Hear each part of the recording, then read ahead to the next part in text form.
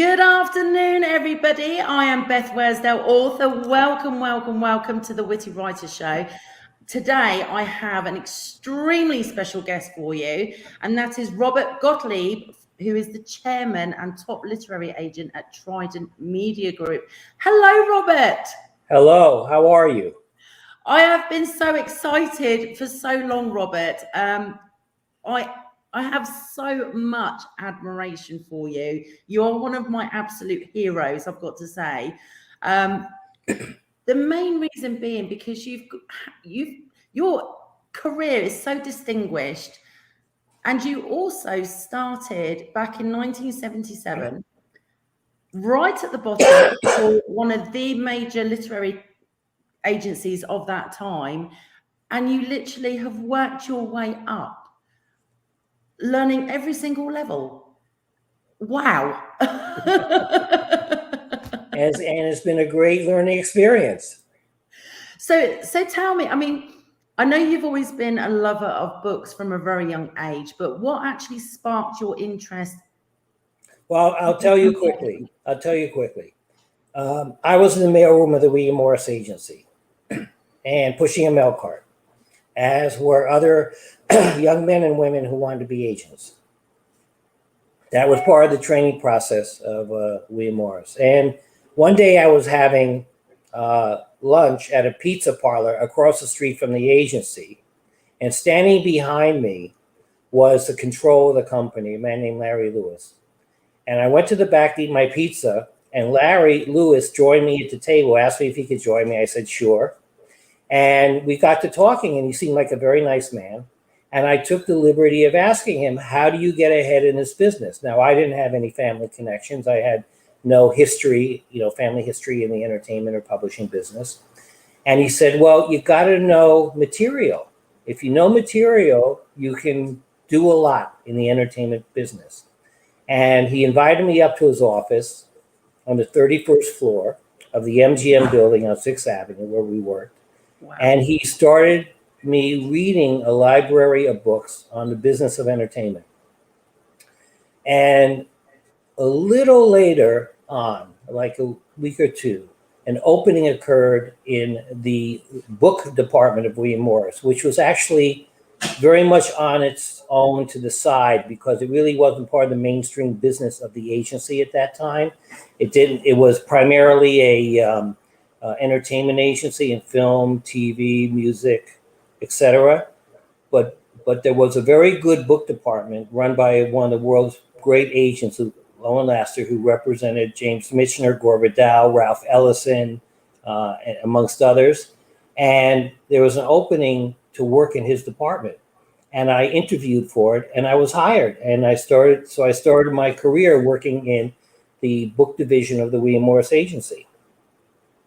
Wow. Do you know, it's just amazing. I always say to the authors I work with, research is key and knowledge is power. And the more you know and the more you learn from those who are successful, the better off we will all be as, authors, and the more successful we'll be in our career. I never stop learning. I'm like you, Robert. I tend to research. If I see something that piques my interest and I think, oh, that could be big, I will delve in and look into it. And you obviously have always been that way because, as I said, from 1977, starting in the mailroom, and then by 1992, you were on the board of directors. Wow. Well, I was very fortunate, number one, to work with a great mentor, Lowen Laster, and I spent 5 years training to be an agent. A lot of young people come out of college, they work at an agency, they think after 6 months they should be made an agent. And it's very easy to hang up a shingle and say, literary agent. It's another to be excellent at what you do. Yes. And to be excellent, it starts with gaining knowledge and interacting in the worlds between the creative side of our industry, which is authors and so forth, and the business side, which are, today run by large corporations who love to publish authors, but don't have the same interests as authors necessarily. And that's, and knowing how to traverse that, and also having the right relationships to not only help authors find publishers, but also manage their careers in this mix takes time. You have to really learn your craft. Yeah, absolutely. And I think that goes for any career you have, especially whether it be literary agent or author. You know, the same mentality is there. You have to be able to be willing to learn.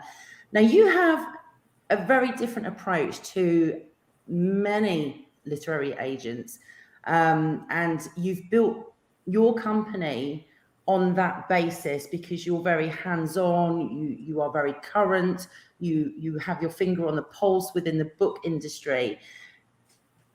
All those things did they make a big impact on your decision to actually found Trident Media? Yes, well, in 2000, I had been at William Morris for 24 years. And, I learned a lot. I had a lot of great friends. I, made extraordinary connections around the world. But I felt that the model of William Morris was more like a classical agency. And I wanted to try something different. And different, what I mean by different is that sure, we are business agents and for our authors. But we also have a digital media division. We also do foreign rights directly, so we don't use in major markets middle people, because we wanted to develop those relationships for our clients, on a one-to-one basis, because again, it's all about career management. And we also, do book packaging with some of our clients. So it's a kind of an interesting mix, but it's something that's very different than what virtually any other large agency does in the industry. Yeah, I love the fact that yourself and all your agents have such a great relationship with your authors, because you really do go out of your way to look after them, support them, help them keep their rights, which is huge, especially when you, as you said, with foreign rights, etc. Yes. That's key, because obviously, you've really got the author's best interests at heart. And I love the fact that yourself and your company go out of their way to create long-term relationships with authors. Well, you have to believe in your writers. It's very important. If you take somebody on, it's not a one-off. It really, you have to say, it's like when I just met with a client of mine yesterday named Andrew Nagorski, who used to be the Moscow bureau chief for Newsweek, the bureau chief in Bonn, London, Paris, Rome. And, he wrote a novel many years ago, and then he decided he wanted to write nonfiction. And we've been working together for well over 25 years, maybe 30 years. And he relies on me to help him come up with ideas. And then then of course relies on me to help him develop his proposals, because I know what people are looking for in the marketplace. So, career management is a real hands-on part of our business. Knowing the marketplace, very important. And also at the same time, understanding that you're trying to build a business for an author. You mentioned foreign rights as a good example. A lot of agents, independent agents, give away foreign rights in publishing deals because they're really not equipped to deal with foreign rights. They don't go to Frankfurt. We send 4 agents. They don't go to London Book Fair. We send 4 agents. They don't deal directly. They work with sub-agents. Sub-agents generally have hundreds of clients. They have publishers, they have agencies, they have authors. So when they send a book to a French publisher in France, a French agent, they send a box of books and say, which one do you like? Whereas we've already spoken with the editor about the book we're submitting. We're giving the editor a lot of information. A good example of that is Marlon James. I don't know if you're familiar with Marlon James. He wrote the Bob Marley book, and then subsequent wonderful fantasy books set in Africa. And he was an unknown author published by an American publisher. He wrote the Marley books are very thick. The first question you get at Frankfurt is, how thick is the book? Because translation costs are very expensive, production costs are expensive. But we found him a small literary publisher in northern Britain, because he was rejected all over Britain. They published him brilliantly, and he was nominated for a Booker. Wow. And he won the Booker. It changed his life professionally. He became a New York Times bestselling author, all because of hand selling, not only because he's a great author, which he is, a fantastic writer, a great author, a stunning writer, but also because his agents were never gave up and worked very hard to get him set up in a way where it could have a long-term impact on his career. Yeah. All because of foreign rights, but you have to be in it for those kinds of things to happen. So a lot of independent agents also, by giving away those rights, they don't allow an author really to formulate a foreign, an international publishing business for themselves, because if you give away the rights to an American publisher, they have the rights in perpetuity. Yeah. If you hold on to those rights, your agent or agency sells those rights, and then when the licenses are up, you resell them again and again and again.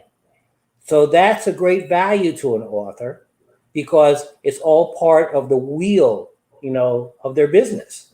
Yeah, and to enable them to make earnings long term, or fulfill that earning potential long term. Well, there's a reason why there's been so much written about how authors' incomes are going down. The reason is because publishers are demanding more and more rights. Yeah. And it's I said this to you before we went live. I think a lot of authors have a very romantic view of becoming an author without understanding that it is basically a huge billion-dollar book business. And that's what it is. It's a business like every other business. And all the key aspects and the key players are there to try and make money for the author and obviously for the company they're with. Mm-hmm. And so understanding that and accepting that, I think, will enable us as authors to take the business seriously, ourselves seriously as a brand, and hopefully be successful. Well, authors and agents have parallel, interests. Yes. Because when the author does well, the agent does well.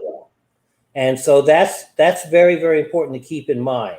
And the other thing, of course, with an agency like Trident, is our reach is very far. I go out to LA on a regular basis with my colleagues to visit with not only studios, not only production companies, but also major agencies and management companies. Management companies today play a very large role in the business of rights. And streaming has changed everything, because now there is a huge demand for intellectual property.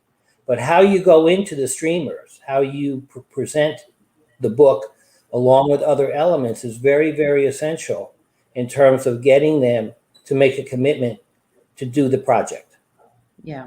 Yeah, absolutely. We've got lots and lots of people that have joined us, Robert. So I'm going to quickly pop some comments on so everybody can say hello. Okay. For those of you who are viewing live, if you do have a question and you're watching live from Facebook, then please pop it in the comments. I'm hoping that I can see comments, because we're streaming live to YouTube as well, but I'm new to doing that. So hopefully I'll see those comments as well. But let's have a look. Right, we've got Autumn Bordeaux, who's my fellow author and friend who runs the Write Better, Author Smarter group with me. She says, good afternoon, watching during her lunch hour. That is very well timed, I have to say, Autumn. Hello. We've got Bonetta, and she says, good afternoon to you, Queen Beth and Robert Gottlieb. Blessings to you both. Thank you very much. She's fabulous. We've also got Laura. She says, looking forward to learning from both of you. Thanks for this program. You are very welcome, Laura. Autumn says, excellence means gaining knowledge. Love it. That is so true. That is so true. We've also got Josephine. She says, hello. Sorry, I'm late. Finally at the party. LOL. She's joining us from the UK. And we have another special guest, which is my mum. Hello, mum. She says hi from the UK. Hi, Mom. She's fabulous. She's fabulous. We've also got James. He says, it seems like everyone is calling themselves a publisher today, but they offer no more than Kindle. I will get back to that in a second, James, because that is a very important point there. Anne says she's found us now. Hello, hello, Anne. I'm glad you found us, darling. And we've also got Gemma. She says hi to you both from Gemma and I. Why, thank you, darling. Lynette says excited to be here. Welcome. And Carla, another fellow author, says hello to you both. I'm trying to keep up with them because they're popping up as I'm literally reading out the last one.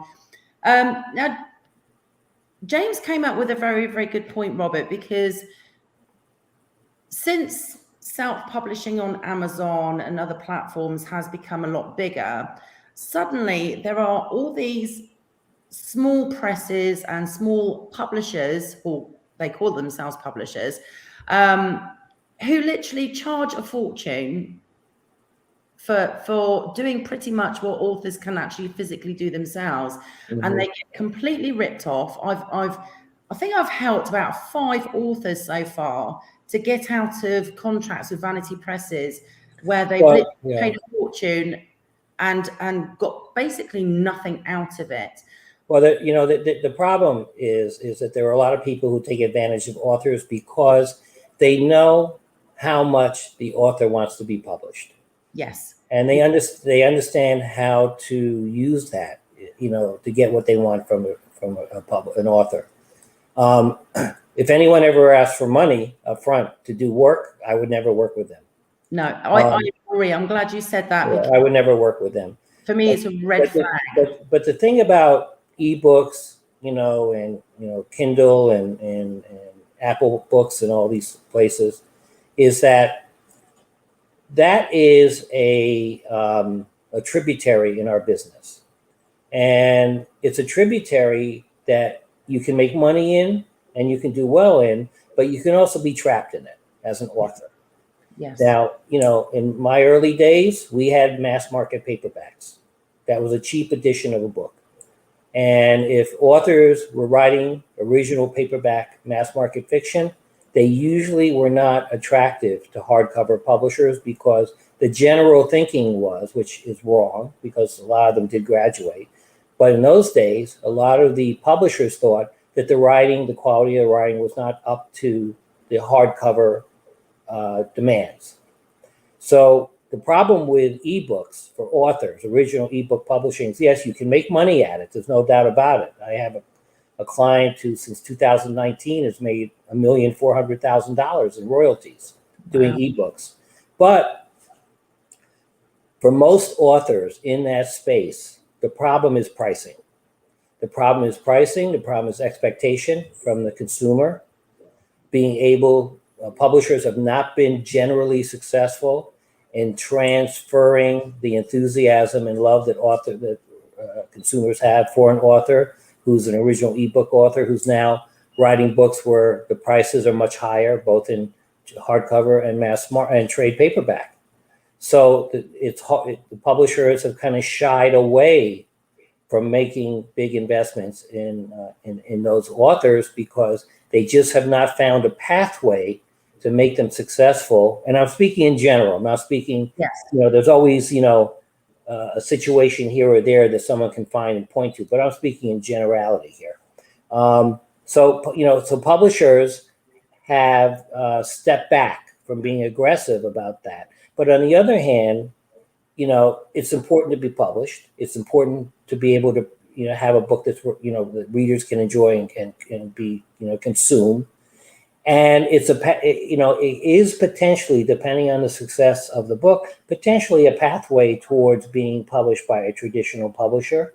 But original ebook companies, publishers, they are taking tremendous advantage of authors in terms of rights that they're controlling, in terms of the copyright issues, in terms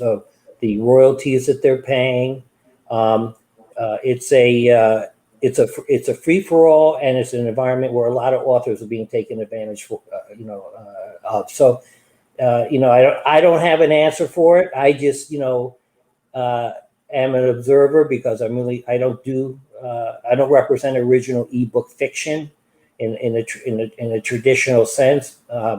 I do represent some Amazon authors who've been very successful in ebooks, and I'm working on moving them into trade publishing because that's the holy grail. At the end of the day, that's really the holy grail. We represent Wonder. Okay, Wonder was rejected. I don't know if you know the book, but Julia Roberts made the film based on the book. We sold the film rights to Julia Roberts production company along with Lionsgate. And the book was rejected all over New York because it did not fit the wheelhouse of middle grade fiction. Every editor thought it was, too sophisticated for middle grade. Well, what happened is the book was, 7 million copies later sold in hardcover. Not only did middle graders love it and the schools love it, but the parents loved it. Yeah.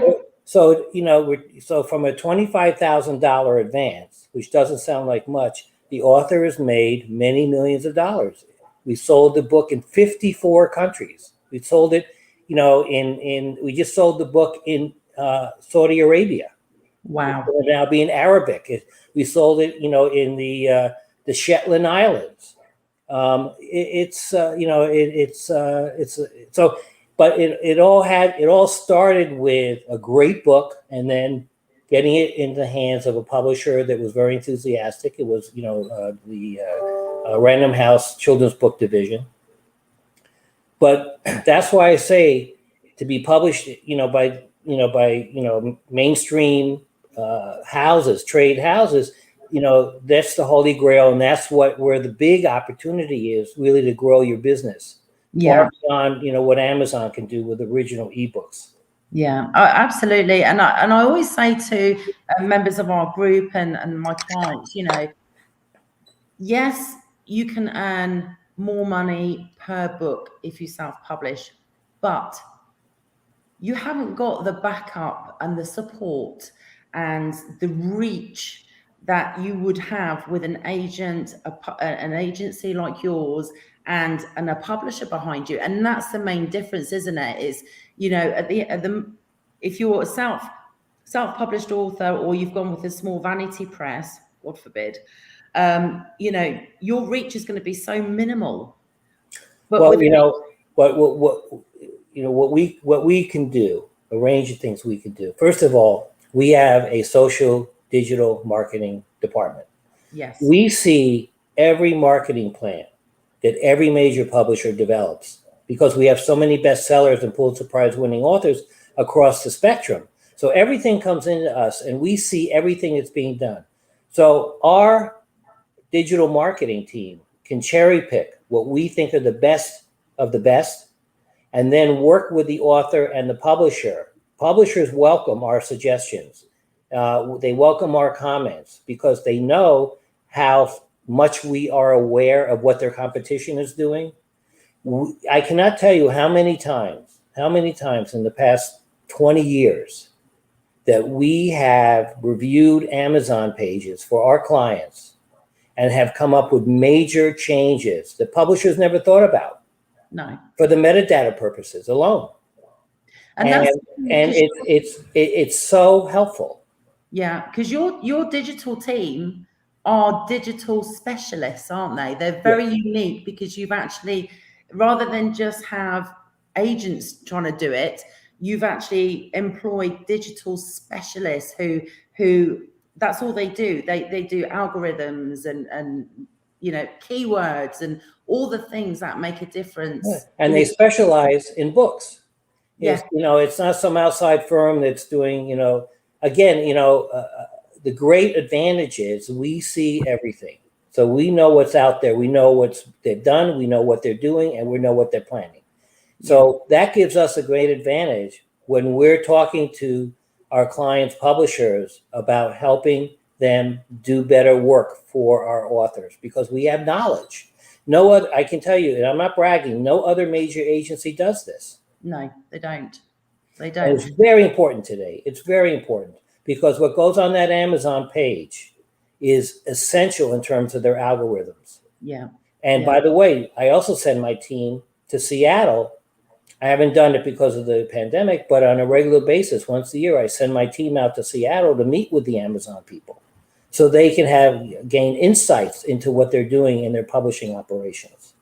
Yeah, because it's always changing, isn't it? You know, Amazon, like every other online platform, is constantly evolving and changing and updating. So, I mean, the fact that you do that is just absolutely amazing. Now, I've obviously researched you quite thoroughly, and I watched a fantastic interview that you did, and it was at the digital book conference. And I think you was one of the few literary agents that was actually super excited about ebooks and a whole new market opening up. Was you genuinely excited about this extra revenue for you, for the company, for the authors, or was you yourself a little bit nervous about it? Because obviously it was such a new thing. You know, I will tell you, I'm very enthusiastic about new opportunities for authors. Yeah. You know, I think it's very important as a business person not to be closed-minded. And I think it's equally as important as an author not to be closed-minded. But I think that it's, you know, the one area that I was very concerned about was the way that Amazon and trade publishers were pricing books very early on in the ball game, because that strategy really severely hurt independent bookstores, and they still haven't fully recovered from it. And I warned them about it, but they, you know, publishers went ahead and did it anyway. They're doing it today with subscription services, which are very bad for authors, and they're diving into that, even though, you know, we're trying to do our very best in our boilerplate contracts with publishers to put the brakes on that. But, you know, I think that, you know, you know, everything starts with first a fantastic book. Yes. And then, you know, opportunities and formats arise as a result of representing a fantastic book. Now, and there are also hybrid authors, as you know, who do both. They work in the ebook space, the original ebook space. They work in traditional publishing space. Publishers sometimes don't like that, but, you know, you got to work with the publisher and try to get them into the right place to understand why that's important, because a lot of authors write too many books for them to publish. You know, if a publisher is publishing a hardcover book twice a year, that's a lot for them. I mean, there are a handful of authors who do more than that, but the vast majority of authors do one a year. Some do two a year. But publishers are really not equipped to handle more than that a year because of all the, you know, the groundwork that has to be done before the publication of the book, which of course Trident is very, you know, involved with and overseeing. Yeah, absolutely. Now, one thing that is a recent development to the book world is all of a sudden we have a big demand for material for online streaming, for example, Netflix, Hulu, etc. And they seem to be actively seeking material to convert into movies, series. Is that exciting for you? I mean, how's that affecting the business? Well, I think it's very good for authors because, again, in my early years at William Morris, you know, the three networks had movies of the week, you know, something many times based on books. The money was very low. They only had so much space for that. Then cable came along and now streaming. It's a whole new world for authors. Now, I will say that most of these companies don't like to consider original ebook material. Because they really want books that have review exposure. They want books that are, you know, being, you know, well received internationally. They want books that are you know, being recognized in the trade. And so, but the key in dealing with these new streaming companies, and everyone is going to it, you know, you have Netflix is going to be very heavily impacted by this because the major studios like Paramount are not going to be giving them material for their library and for their use because they're going to be doing it themselves. So, there's going to be some fallout from that, and that's across the industry. But the key in dealing with these streaming companies like Netflix, let's use them as an example, is how you go in there. You don't sell a book to some executive at Netflix. It doesn't work that way, or at Amazon. You have to go in with the right package, with a producer, hopefully with a writer that the producer wants to bring in, all approved, pre-approved by Netflix or Amazon.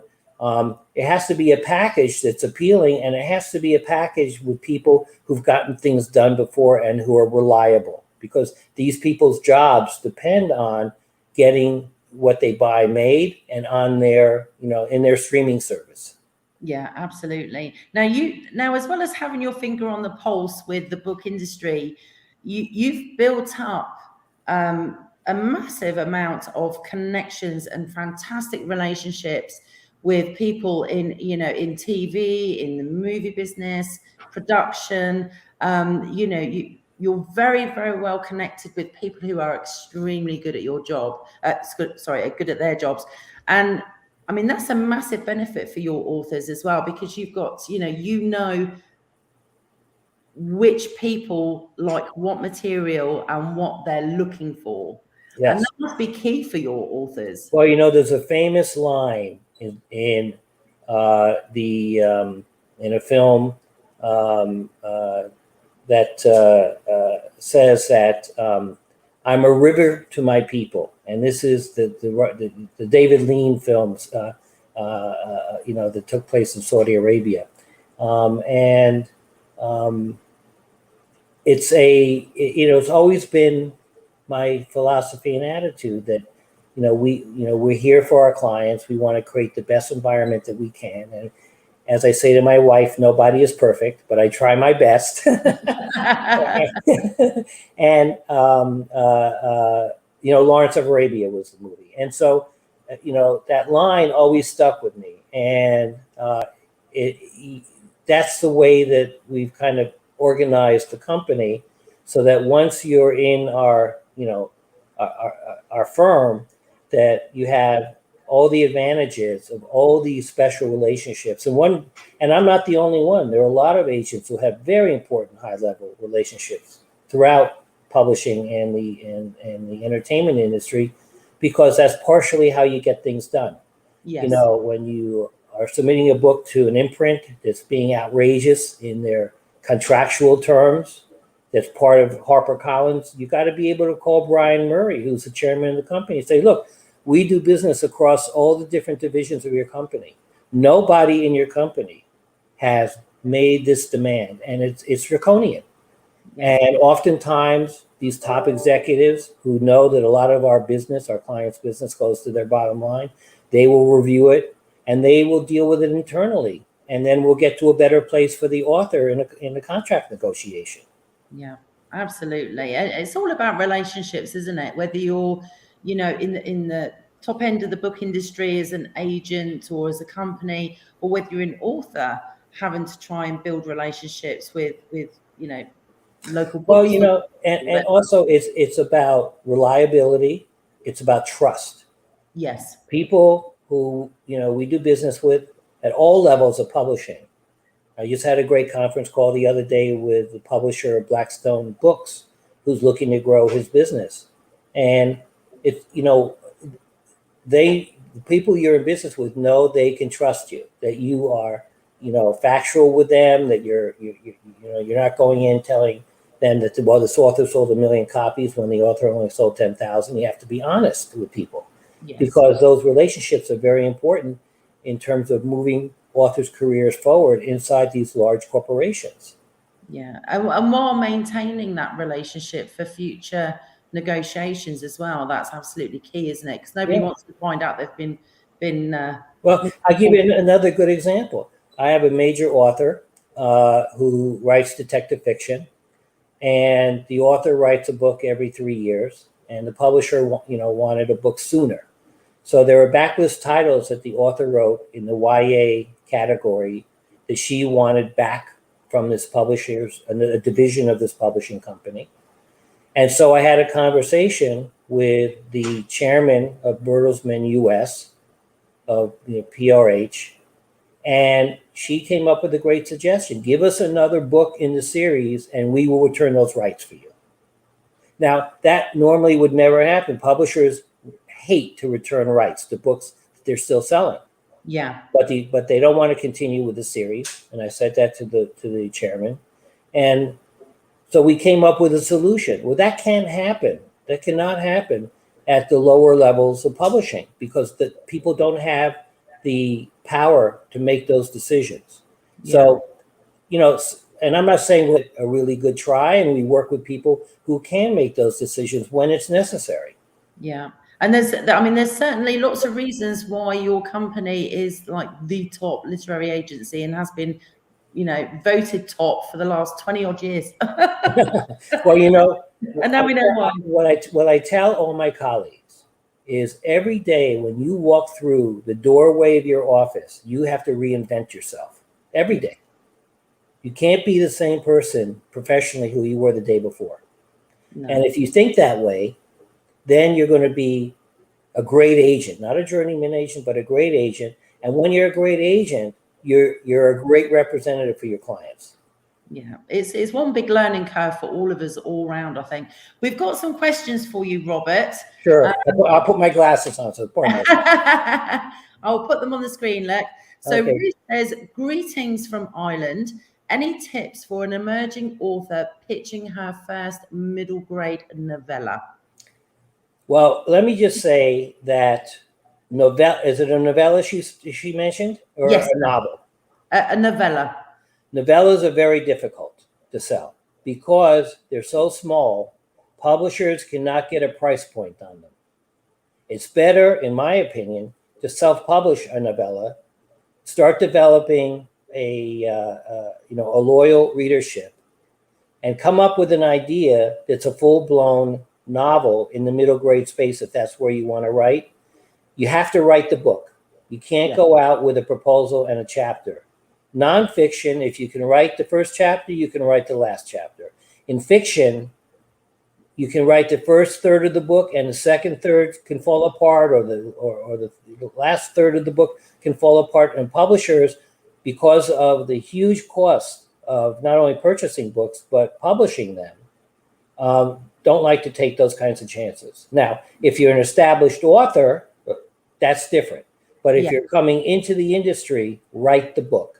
And write something that you look at what's successful out there, look at what's working, and try to put your own spin and twist on something that you feel raises the bar.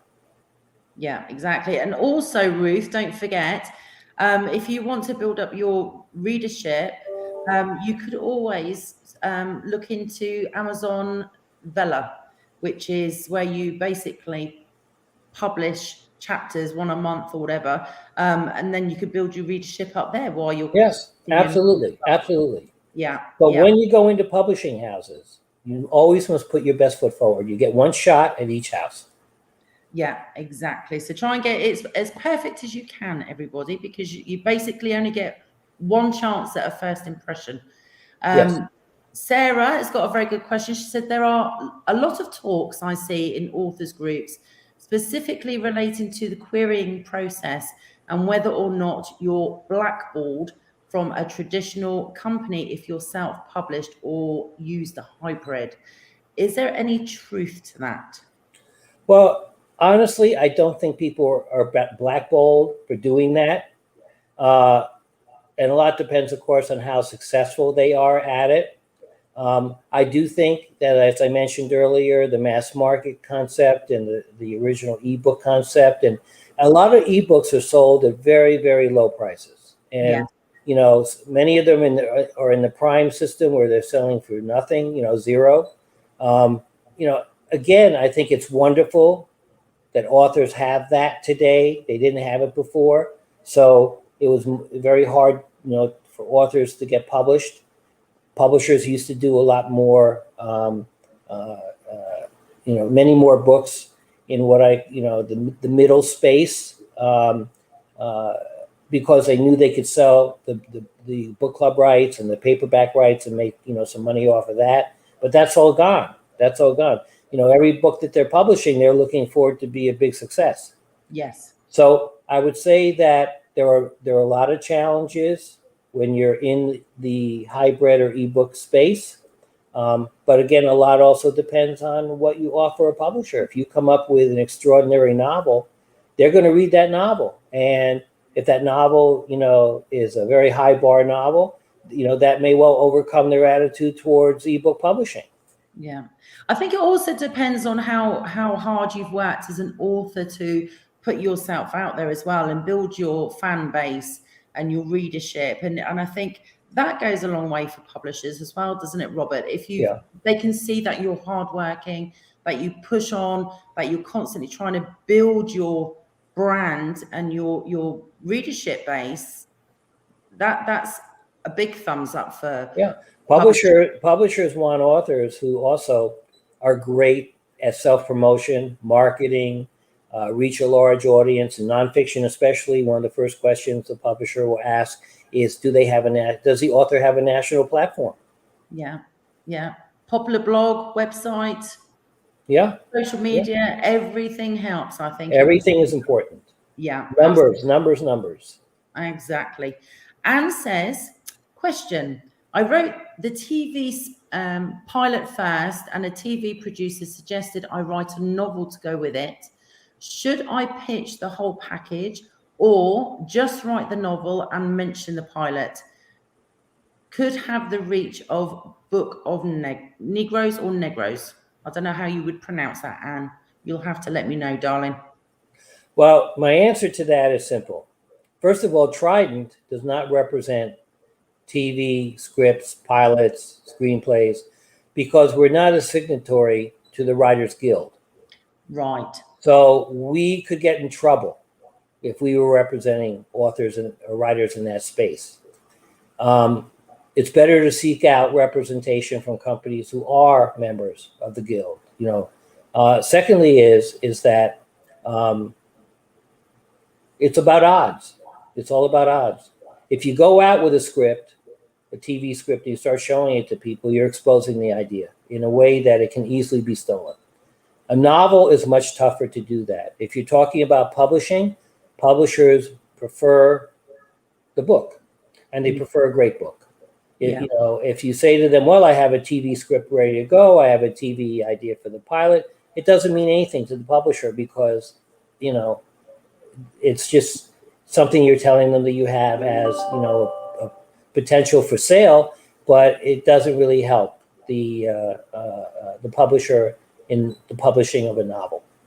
Yeah, I mean, at the end of the day, they basically want a business plan, or they at least want to see something where they can build a business plan. Well, a very small percentage of books get sold for film and TV. Yeah. Even smaller percentage actually get made. So publishers have been through that dance many times, and so they don't rely on it. Now, I have, I represent the Dune estate. The film is opened up internationally. It's doing fantastically. It'll open up here. The audio is number 4 on the New York Times audio bestseller list, and the book is doing really great on the list. So that all came together in the perfect way. First the books came, and then everything else followed. And do you know what? I think I was going to mention Dune because obviously the Dune novel and the original Dune movie has quite a large cult following. There's a massive fan base, isn't there? And what's great? It transcends generations. It really does. And most great authors, like Somerset Maugham or others, over time, the sales of their books go into decline because new generations come along. If I represent Leon Uris and his estate. He wrote the world-class best-selling book Exodus that Paul Newman starred in. But many people in Hollywood, for instance, who are young people, they're executives, they're not really that familiar with that material. No. The previous generation absolutely would have. So, it's a generational thing. And to be able to maintain interest in an estate like Frank Herbert's estate has worked out well, and both on the publishing side, the film side, and I'm sure they'll be announcing a lot of TV business, for the estate. But it's also very, very well managed by Brian Herbert, who's quite brilliant. Yes. Yeah, agreed. It's amazing, isn't it? I actually had a conversation with one of my clients yesterday, and I was trying to explain how everything is always trending and flowing and moving and adapting, and the book world is very much like the fashion industry because it, one book cover can start a whole new trend. Right. One massive explosion of a book, like, for example, Twilight, can change and reinvigorate a whole genre. Yeah. We've seen that with Second World War novels, which, yes. 15, 20 years ago, they were unsaleable. But Yeah. now they've taken off. And a lot of people are in that business trying to figure out the next big one. Exactly. And one thing that I said to my client yesterday was the fact that even if a book sold successfully in the 90s, the book cover and the blurb probably won't work in today's market for the same group of readers, purely because everything's now different. Well, you're absolutely right, because if we look at the excuse me, there's a fly here. If you look at the Leon Uris estate, we got all the ebook rights back for his books because they were never originally conferred over to a publisher, although publishers tried to take a different position but finally gave up. And if you look at all the book jackets, they're all brand new. Yeah. And by the way, they have a look to them. They're not all the same, but they have a look. He wrote Trinity, which we just sold for a feature film. It's only available now in ebook, but it was originally a hardcover, New York Times #1 bestseller. So you're absolutely right. The packaging is absolutely essential. Packaging is essential for frontlist titles as well. It's crucial. It really is. I mean, the example I actually gave my client was the Harry Potter books, because obviously, when the Harry Potter books came out, they were very arty. They looked like art. That they were beautifully done, but even those have been changed now. The ebook covers are completely different. So you have to keep yourself and your work updated for. And when you're in business with a publisher and you have a backlist with that publisher, it's important. How is that managed? Yeah, absolutely. We've got some more comments, etc. on here. Ruth says thank you. You're welcome, Ruth. You're very, very welcome. You're welcome. Josephine says it's not only about putting words on the paper. There is so much more to a book. Agreed. Absolutely. 100%. Sean's joined us. He says climate change sci-fi is gaining a lot of momentum lately in mass media. In your opinion, how viable is cli-fi, as in climate fiction, in the fiction publishing industry?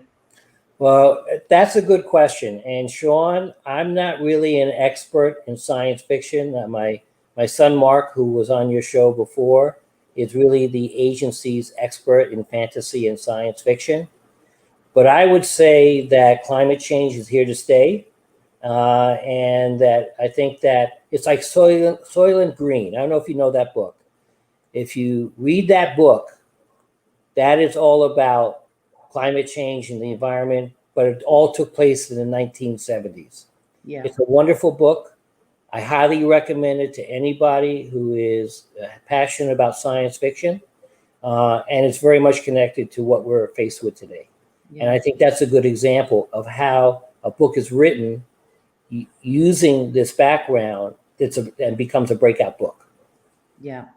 Well, I hope, Sean, I hope you need to give us good vibes there, Sean, because obviously my books are all about that. So fingers crossed. Rochelle, she says, oh my gosh, I clicked on and it went off again.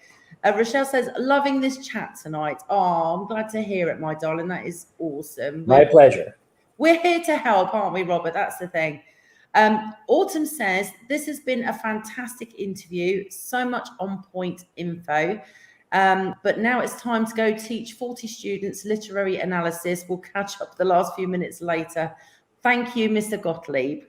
Well, my pleasure. And if any of those students need an agent in the future, let me know. Exactly.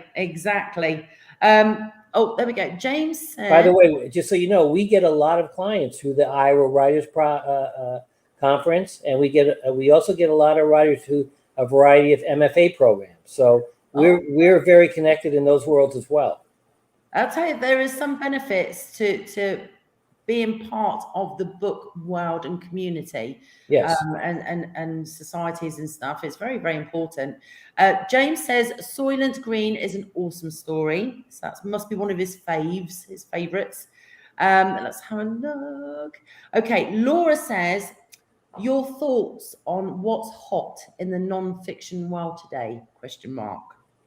Well, Laura, it all depends on what you specialize in.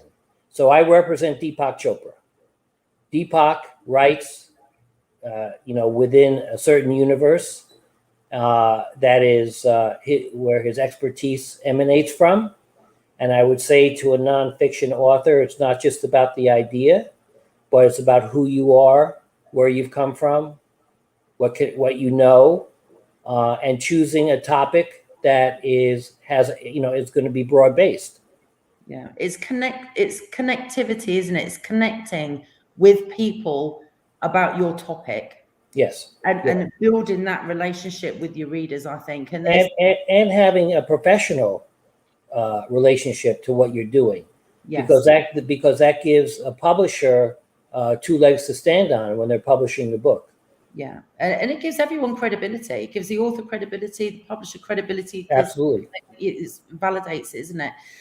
Robert, you are absolutely amazing, and I love the fact that you're just so honest about the book industry, and I love the way yourself and your agents have just such a fantastic relationship with everybody you work with. I mean, it's so inspiring, and thank you. It's just absolutely wonderful.